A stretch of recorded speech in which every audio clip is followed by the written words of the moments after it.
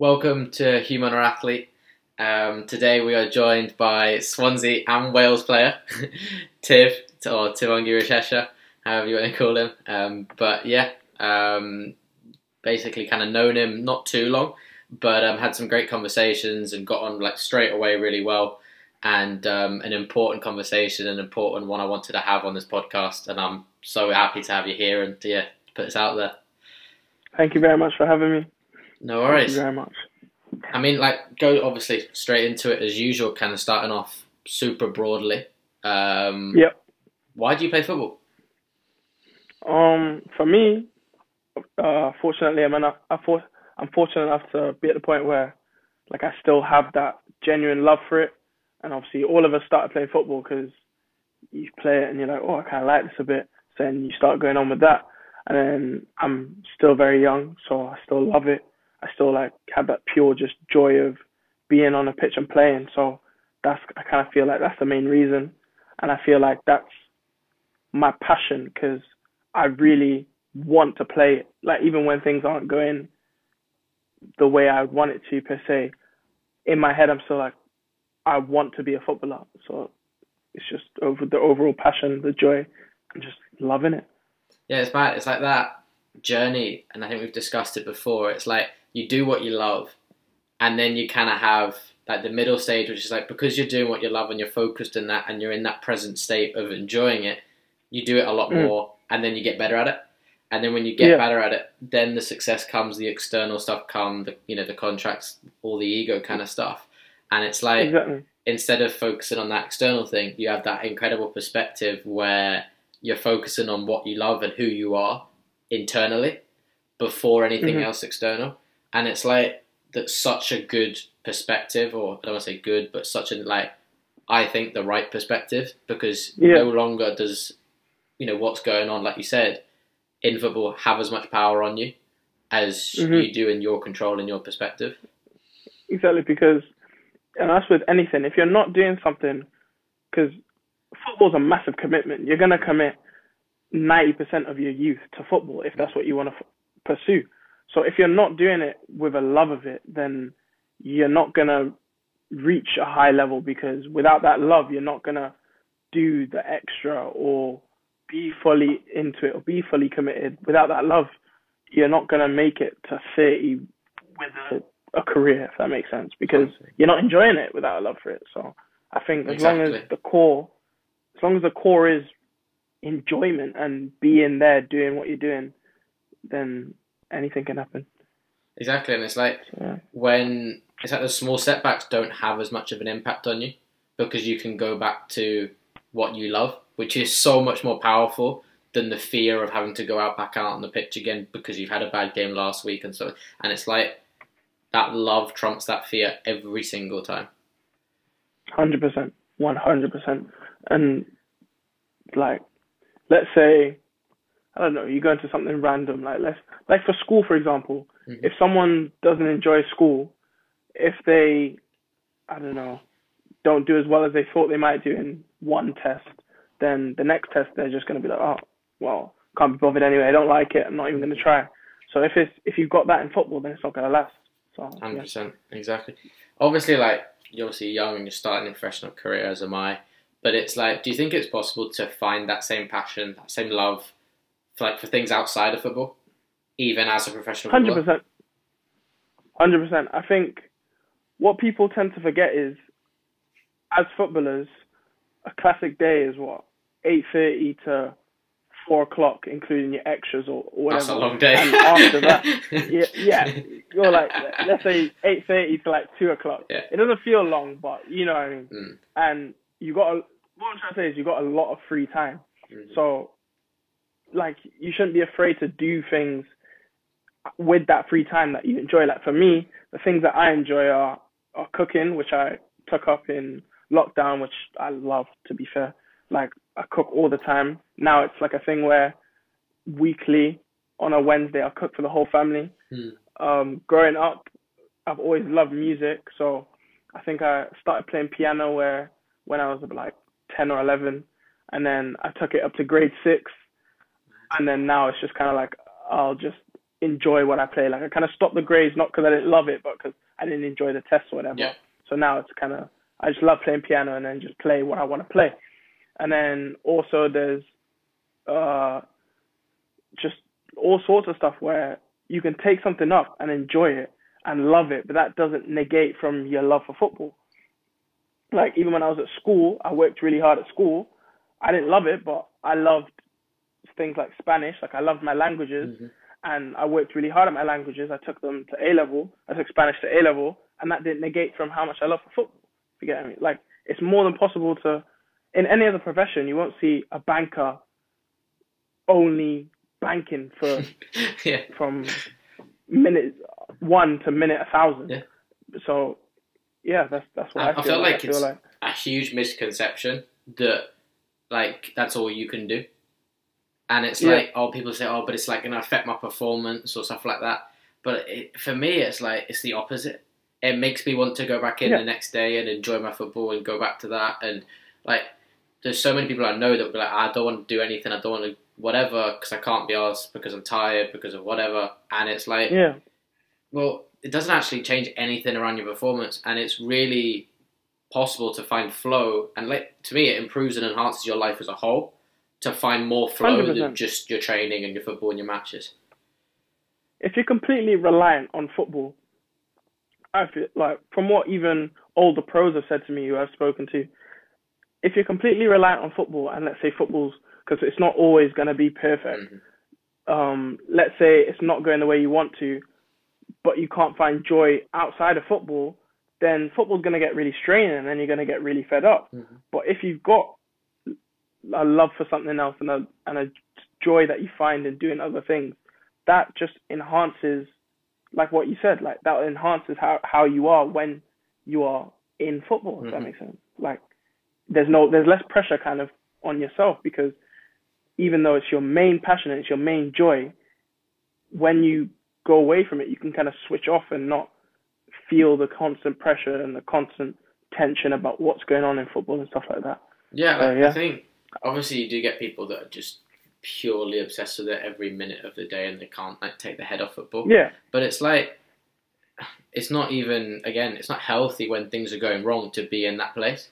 And it doesn't take away from what you do. You're still, like, you go and love football and do other things. Like, and that, it's like there's this kind of thing which is like this trend where you have to be like a Goggins mentality or a Gary Vee mentality, where all you do is do football, do football, do football. But you have to rest so much that that balance doesn't make sense. And it just doesn't, like, literally, there's no logic behind not being able to do other stuff in your life.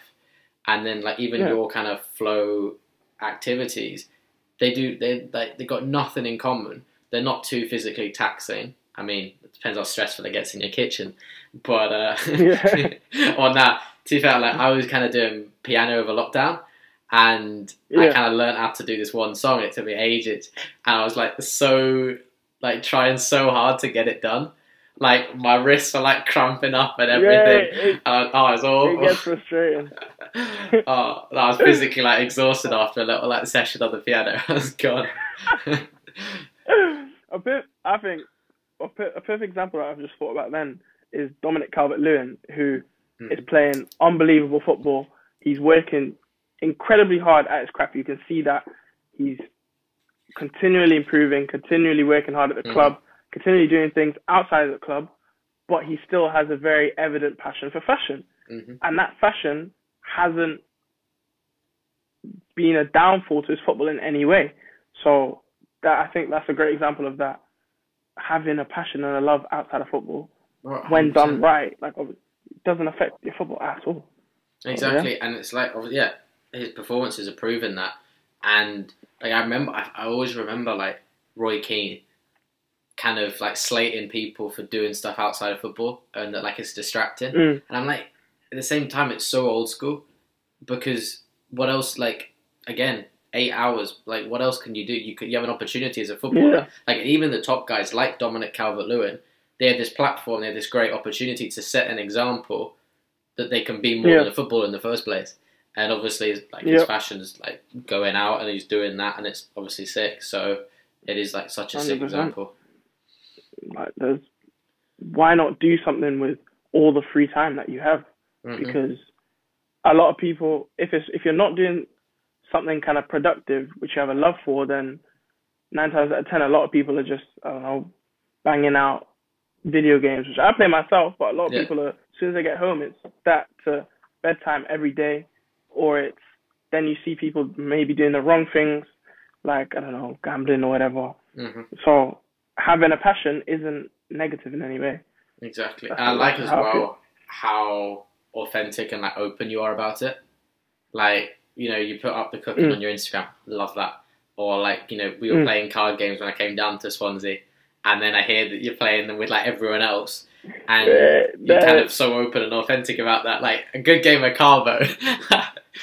Carvo is unbelievable, and I think that kind of openness and authenticity is something that I've kind of had to grow into. Mm-hmm. Cause obviously, especially when I was like younger, before I think probably the past 18 months, if I was doing like, for example, piano, I've been doing that for a long time, and like I would never bring it up. So if, let's say, we were on an away trip and there was a piano in the hotel or something, and someone asked, "Oh, can anyone play piano?" I don't know why, but I guess it was just the environment. I felt like, oh, I'd need to hide it, and Mm-hmm. I wouldn't tell people. Like, I just keep it to myself. But I think now I've kind of grown in myself in a way to the point where I'm not afraid to show people that, yeah, look, I am more than just the football post that I show on my Instagram. I do other things. Mm-hmm. So like I'm more open to say it. And side note, Carbo is one of the best card games I've ever been introduced to. I had to show people that one. Oh, we had some good fun doing that. That's. Yeah. We'll have to get that up on the podcast. Unbelievable. We'll have to teach people a little Carbo. introductory video of it. Yeah, lovely, unbelievable. But yeah, it is, and it's like I love that you've grown into that, because it's like I've mentioned this with Brandon, is that we see the social media of the big time players, and it's all about the footballer ego. It's all about what they're wearing, the cars they're driving, and all these sorts of things. And so then we obviously then kind of, you know, progress forward. We, you know, go from next stage, up and up and up as we progress, and that's what we then think is how we have to portray ourselves as footballers. yeah, And so then you get all the new young footballers copying in what they've seen before with the same kind of perspective. Oh, I'm just going to put up my nice, like my most expensive clothes, my nicest cars, and just the best pictures I can get from my games. And there's no, there's no kind of expression of who you are. There's no, like, you know, kind of this is who I am. This is what I find outside of football. And so you kind of don't find any authenticity, and it's teaching people a culture that is just that there's no self-expression, and there's no like values and openness to it. Like social media is the furthest you can get from real life. Mm-hmm. And I think what you said then with the kind of how footballers portray themselves, I think it's kind of self-inflicted within the industry. But obviously you see the biggest players right now doing it. And then obviously, as young players, the biggest players and the best players are role models. Mm-hmm. So we obviously naturally think that, okay, they're doing this, let's kind of follow in that path in a way. So I think that's a problem which, as a football community, we've kind of caused ourselves, but with a lot of big players now, like Marcus Rashford doing a lot which you don't expect from a footballer. Mm-hmm. Dominick Calvert-Lewin with his expression. You see Sterling a lot with being more natural on Instagram, his expression and stuff. Mm-hmm. It's kind of double backing, and it's showing younger footballers that, yeah, you can be more than just the persona that people expect you to have. Like someone I'd like to mention is Ali Al-Hamadi from Swansea. He's one of my close mates. Yeah, I met him. And recently he posted a video about mental health. Mm-hmm. And it was like a 4-minute video, and it was kind of something which you don't really expect from a young footballer to kind of speak out on, but he was completely open to do it. He was authentic in what he was saying. He was just naturally let it come from the heart, and it kind of got a great reception. And that just kind of shows that even though the persona, the standard footballer persona is what people expect, seeing authenticity is what people really want to see, if that makes sense. They want to know that we are more than just kicking a ball about. Exactly. Like I think it. Like I really, and I say this a lot, kind of in all these conversations, is that people are drawn to authenticity. There's when I see other people out there with that authenticity, it's really like it really captivates you, and you're like, wow, like I want to get to know that person. There's something about them, and I think that then you like look at your example that you gave about the piano. Your mind's telling you, oh, a footballer shouldn't play piano. Why should I put my hand up and say I can play the piano or something? And so it's like, Yeah. And obviously what's great is that you're growing past that and you're growing into who you are. And that there are these changes from these top guys that are slowly making these changes, like obviously Rashford and Dom, like we said before, are huge examples in that. But it is like the small changes, because a lot of people aren't going to have the awareness to be able to like realize that, oh, I'm not doing this because I've been told that footballers don't do that. Yeah. And that it is, it is possible to find yourself and to find more in life than obviously just, doing what you do every day. 100%. And I think it's just like with the name of your podcast, Human or Athlete, at the end of the day, we are human. Mm-hmm. So with like what I said about a banker, if you said human or banker, a banker would instantly say human, because their job and their profession and what they love is being a banker, but they'll have to do so many other things throughout the week. Mm-hmm. So it's no different to a footballer, basketball player, Mm-hmm. Track and field athlete. Like, Mm-hmm. we have other things to do. Exactly. Talking of like being human, what would you say kind of are those like human, authentic values that you have? I feel like a lot of the values that I have come from religion, because I'm a big Christian, and I think in lockdown, I was born into a Christian family, and I've always said, yeah, I believe in God. Like, that was just a given for me. Like, I knew that, I was confident in that, but I didn't really live in that fact. Like, it was kind of like a side, oh, yeah, I'm a Christian. That's kind of like in a box, put that away, but then I'll do what I want. But then fortunately, when lockdown came, I got in contact with John Bostock, who runs Ballers in God. And I think being in that has kind of helped me grow my faith a lot. And I think that's helped me kind of improve as a person, kind of be more open.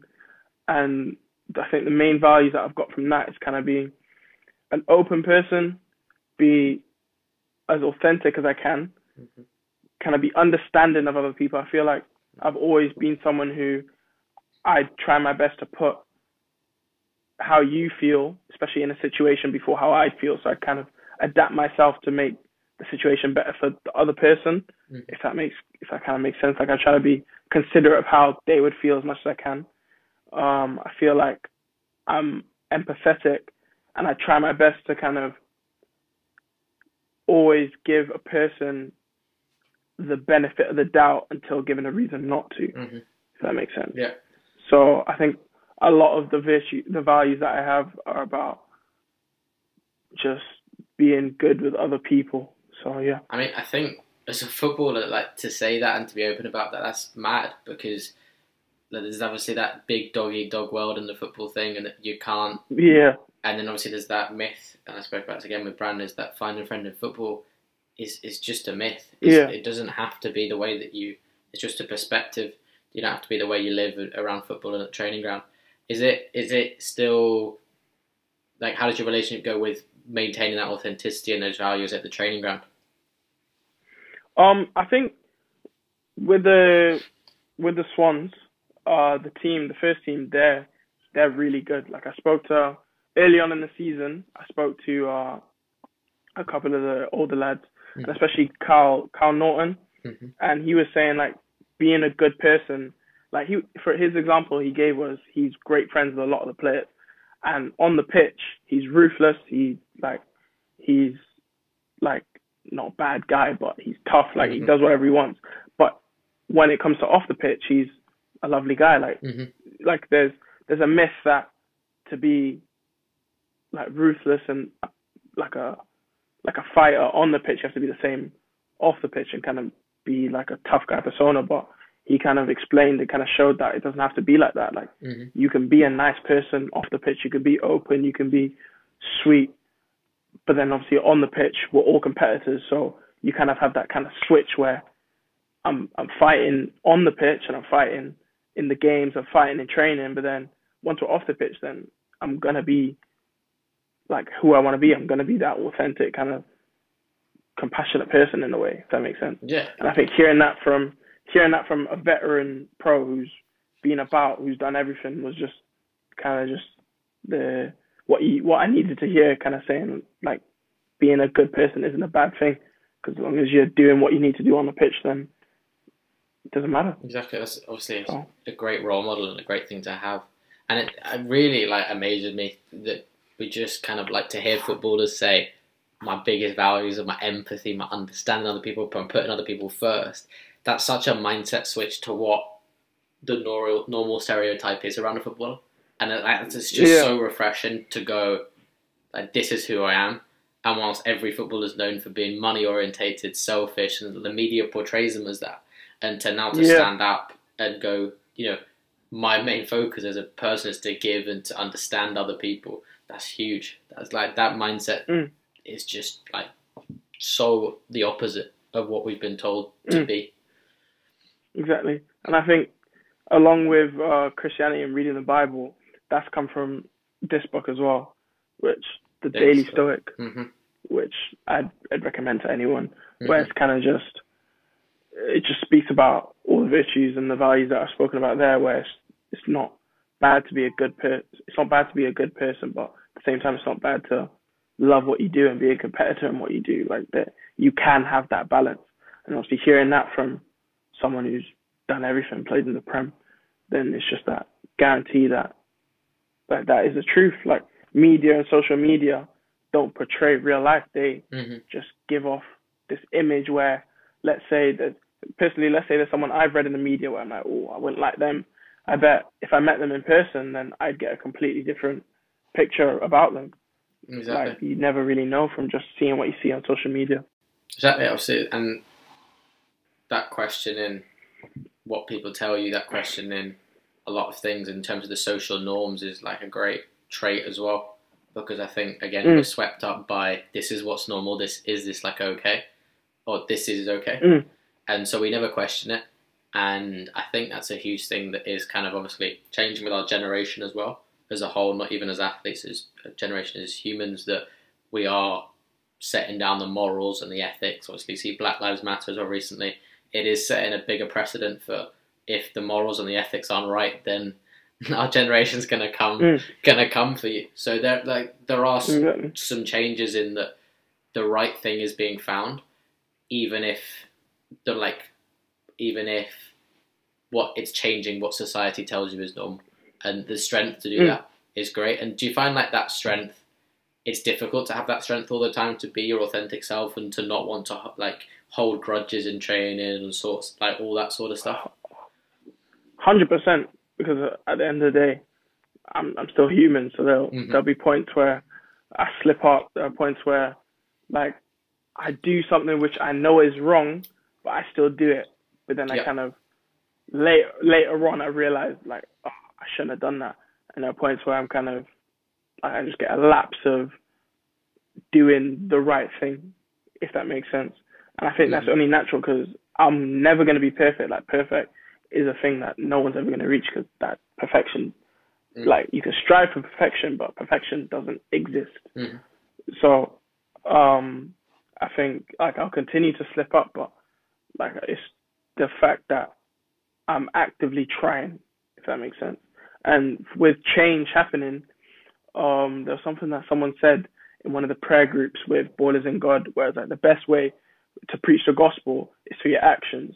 So the best way to teach someone how to have the right virtues, how to be open, how to be compassionate, is to be that yourself and kind of like let people see how it is, if that makes sense. So I think as long as you're trying your best to be like that, you're not going to be like it all the time, but as long as you're always actively trying, then that's all you can really do. Yeah, like I mean, the best, and obviously you're showing this as well, the best thing of doing that is with the awareness, to go, this is who I want to be, this is my, whether it's through something from religion or an intuition, that awareness to call yourself out if you're not backing it up, that awareness to know in the first place that, oh, I wasn't myself in that situation, and also the awareness to have set down the rules, and not necessarily the rules, but the boundaries to go, or the values that you have. Like that's something that I quite frequently do, is write down my values and memorize them. Yeah. And the important thing is having the awareness to constantly kind of recreate and let go of them, if and not having them structured in place. But it's that awareness around that I think is huge, because without that you don't know who you are and where you're going and whether you're slipping up in the first place all the time. And like you said, through your actions, you're not going to learn otherwise. And if you don't take that step and you don't try and be yourself and you don't try and put yourself out there, and I was obviously the famous quote, you miss 100% of the shots you don't take. If and you learn probably so much more from slipping up and from how you deal with things when you deal with them wrong, to know that this wasn't right. And it's that intuitive feeling that I didn't back myself up here in the values that I say and the values that I preach. That wasn't right. So and the fact that you're writing down the things that you find important to yourself is really important, which is something that if you want to achieve something, you have to do, because like another famous quote, how can you score if you don't know what goal you're aiming for? So I don't know if that's the exact quote. I think I might have a Tiv original. you get the message. But like, it's really important to kind of assess yourself and be like, okay, this is what I want to do. This is what I do. And just because we're all unorganized people by nature. So you just need to kind of organize it for yourself, write it down, and then once seeing it on paper, it kind of helps you kind of instill it in your mind. And I think there was something that, even with the slipping up, there's something I heard this morning from a Denzel Washington speech where it was like, it's for like motivation, but it kind of applies to this, where he's saying he doesn't like the idea of having something to fall back on. You should always be looking to fall forward. So if you know what you want to do and you kind of fail, as per se, you're going to learn from that quote unquote failure. And that allows you to kind of fall forward, kind of be like, okay, I know what I did wrong here. Then you continue getting better. And that applies to how you are as a person, and everything that you do in life. That applies to whatever profession you want to take, a hobby that you want to carry on about, falling forward.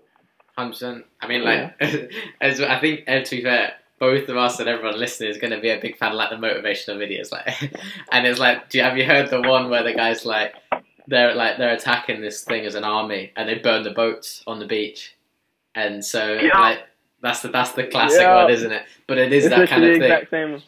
Yeah, it's literally about there is no plan B, just focus on plan A. And exactly, and is plan A is the entirety of who you are. It's not as well like, if I don't become a perfect footballer and like play in England, like play for England or play for my country, then I failed. Then like I've got no plan B. Plan A is full investment in who you are and your future self in a way.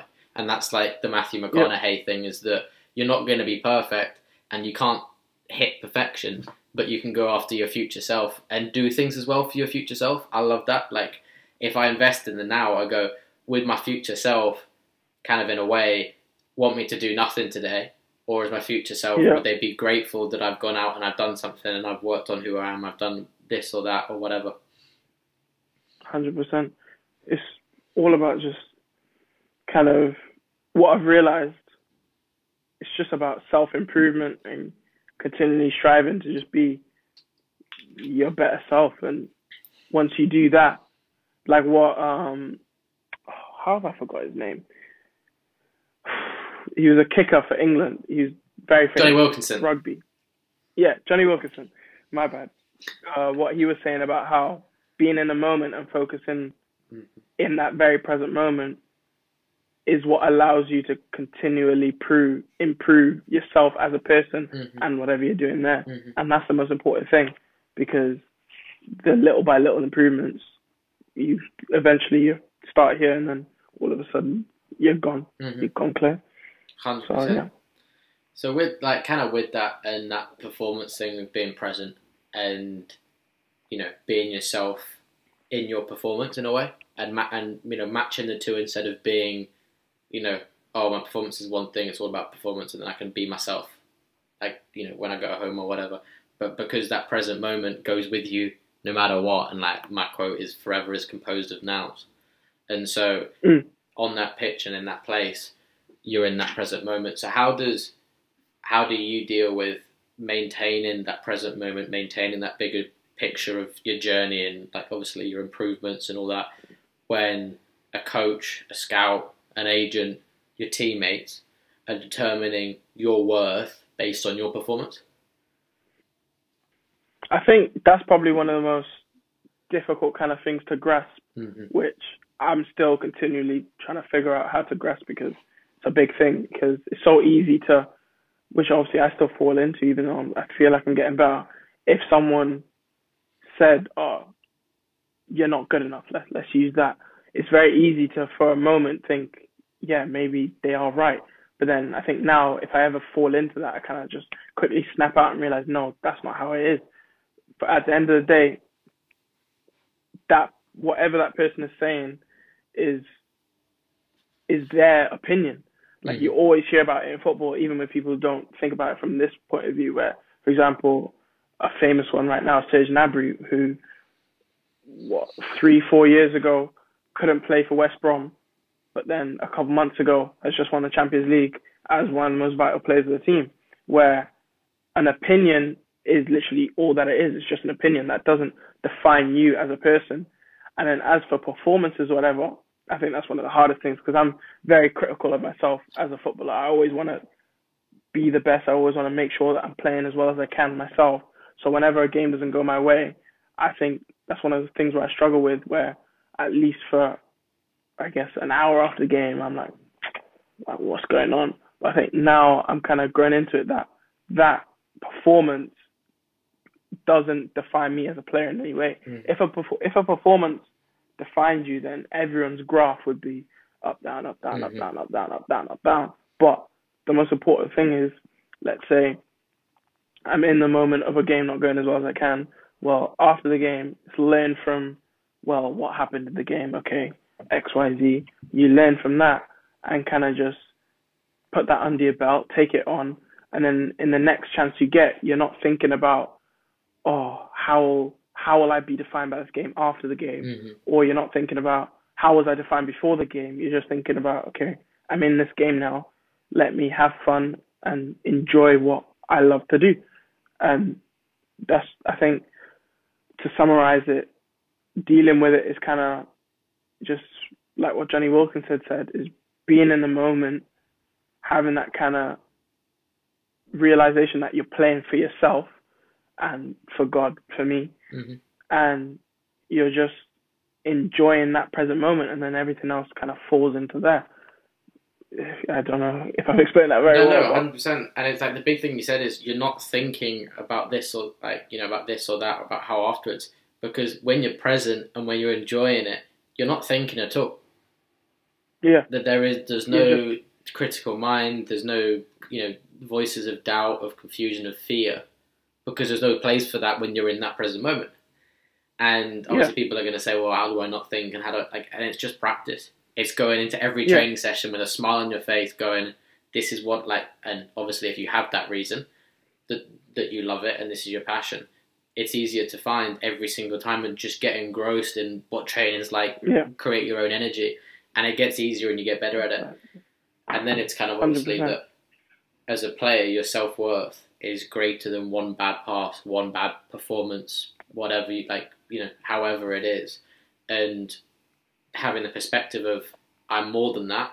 I'm more than one game, one performance, one training session. But at the same time, like you said, how do I learn? And it's 100%. Go on. And I'm looking for it now, actually, where from the Stoicism book, I saw something that kind of really related to this, and it was about, here it is. You choose the outcome. And it's about the fact that a situation in reality is literally just a situation. So a game is a game. That's literally it. There's nothing more, nothing less. It's just a game. The only thing that defines that is your reaction to it. So the example that they use in this was Malcolm X, where he got sent to prison as a criminal. So the way he could have done it is, okay, the situation is I'm in prison. So his reaction to it could have been, all right, I'm a criminal now. I'm a bad person. This makes me a bad guy. I have no worth, blah, blah, blah, blah, blah. But instead, his reaction then caused him to leave prison as an educated, religious, and motivated man who would then go on to help the struggle for civil rights. And that kind of just showed that when you realize that the only thing that defines your situation, your current, and the place where you find yourself is how you're thinking about where you are. Like your thoughts are one of the most powerful things, because someone said a man, I can't remember who said it, but I'm probably going to get this quote wrong, but I'll get the message across, where a man is a product of their continuous thoughts. So it's what's going on in here is how you're going to present yourself out there. 100%. Yeah. I think, going off one another quote is that the greatest freedom we have is how we react to things. Or I've just read Man's Search for Meaning. I think I recommended it to you. And the whole point of that is that guy is going through the worst, obviously the Holocaust, and one of the worst inhuman situations of all time. And what he came out with of that whole experience was that the greatest freedom we have is that they can take everything away, but the opportunity to see, to have your perspective and to choose one's attitude in any given situation, or to choose one's own way. And I think the power in that you can see every situation, situation, everything as an opportunity, as however you want to. And so there's no more excuses when you have that mentality.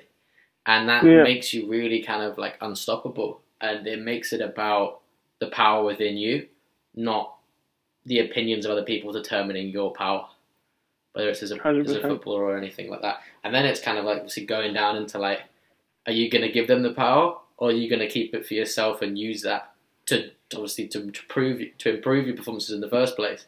And then it's saying, are you going to play for them, or are you going to play for you? Exactly.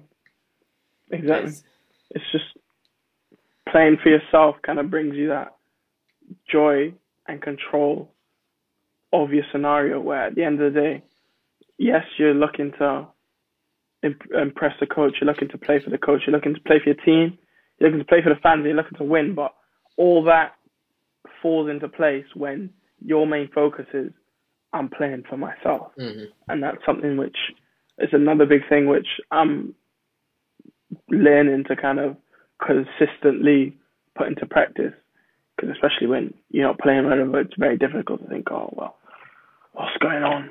But when you kind of realize, I'm playing for myself, this is for myself, I'm in control of it, that's when you kind of find that calm flow, and just what will be kind of. Yeah, exactly. I can control what I can control.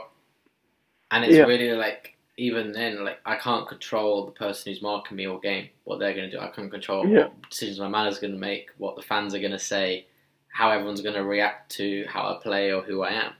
And so all you can do, and that's such a great kind of approach to life and to football. And it's a real kind of, I think, not a solution, but it makes a big difference in helping you deal with the mental health and the situations that can come about from being so heavily influenced and affected by all these other situations. Because obviously that sensitivity is something, I 100% deal with. And I know you're obviously, because of your awareness that you've got more sensitivity, that sort of stuff. And we all obviously care so much that it's very easy to get caught up in that moment when things aren't going right, when you can't control these sort of things and they're not going your way. But when you do that, you're then vulnerable to what everyone's going to decide about your future and who you are, and then you get lost in that place. And that's when obviously your mental health can come into it, and the problems around that. So it's really that approach, if people can work on that and again create that awareness, create that mindset, because it is practice. It's not rocket science. You don't have to become the Dalai Lama to see it like that.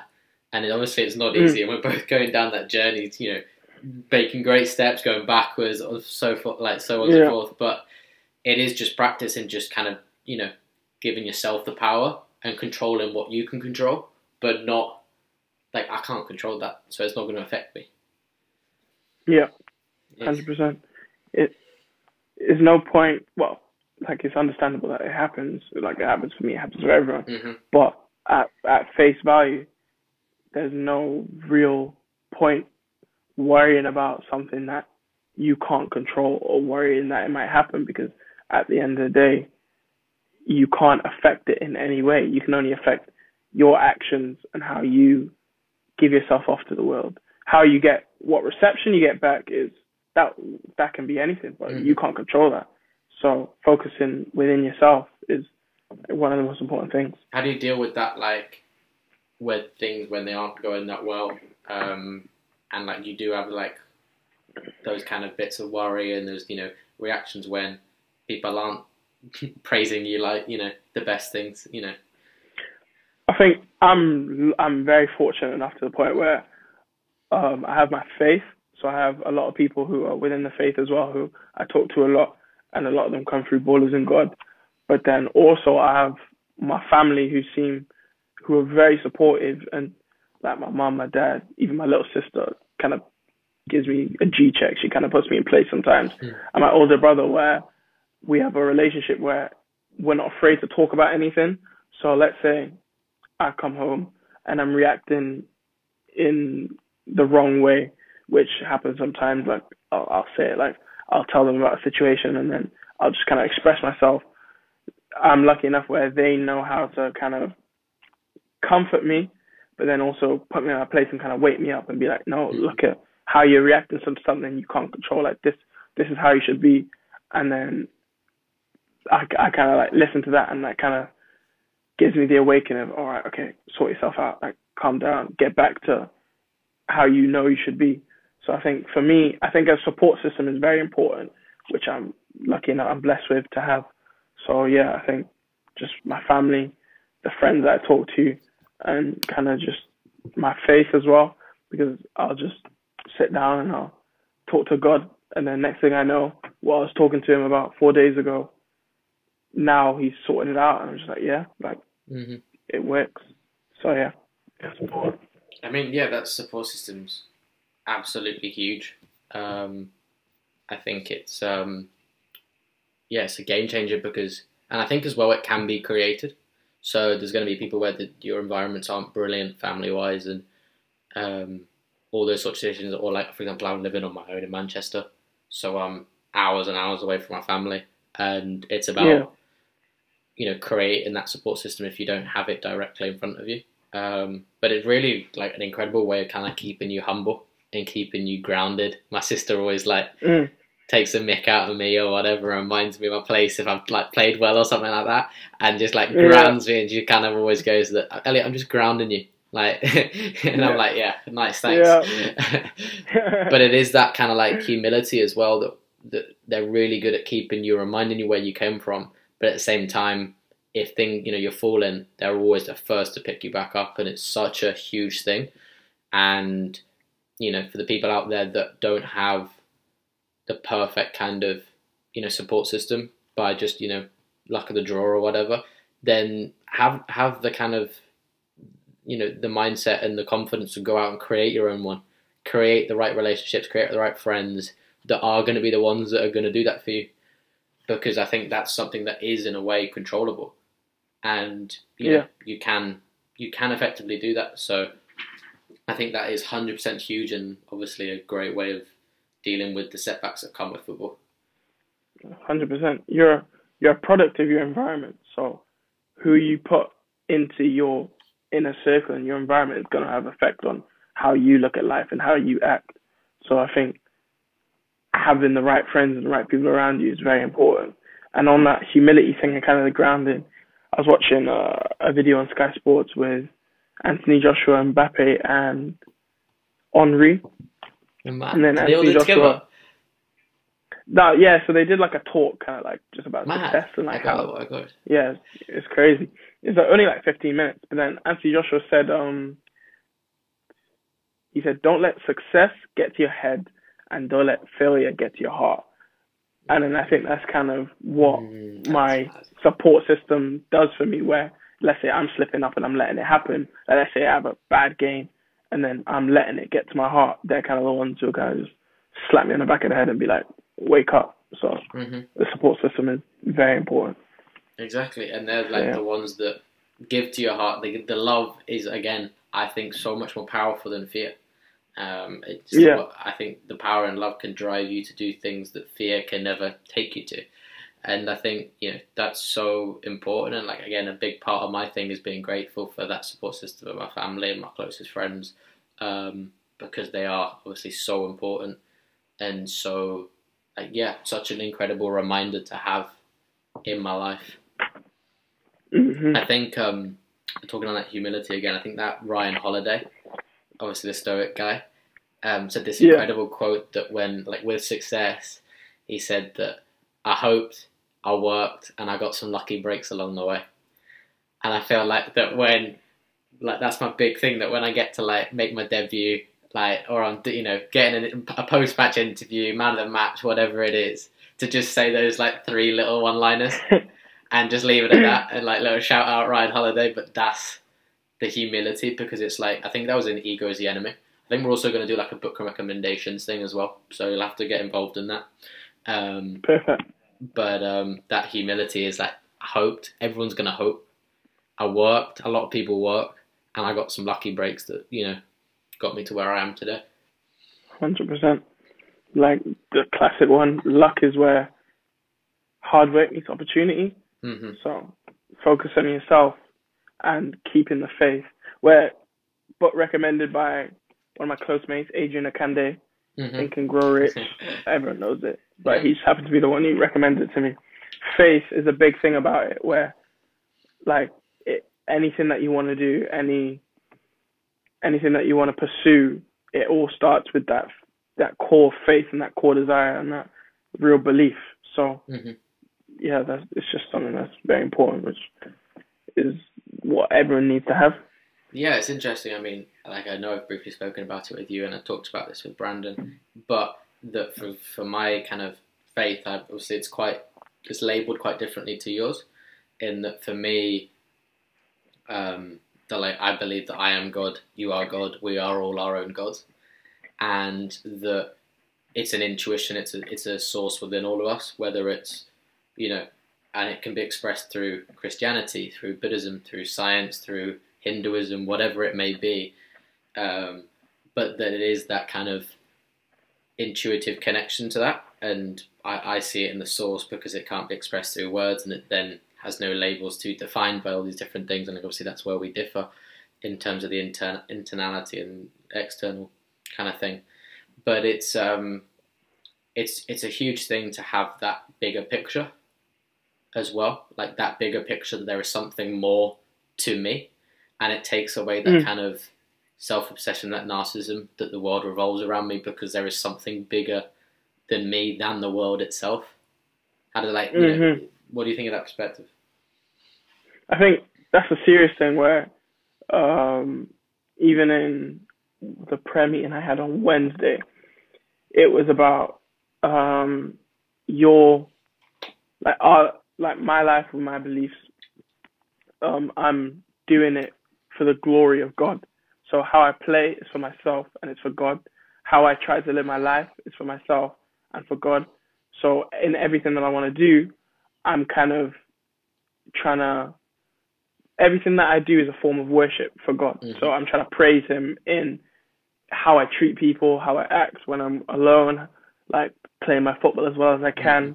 So I think having that belief and that kind of driving force here takes away a lot of the ego and the kind of self-importance, but with the negative connotation, if you get what I mean. Exactly. Not the So I think having that kind of bigger picture and knowing that there's more than just me right now is an important thing in how you live your life. 100%, exactly. Got it down to a T. So finally, to round off, I'll link all your socials up, and obviously we'll go through that. But what makes you more than a footballer, an athlete? What makes you human? I think what makes me human is,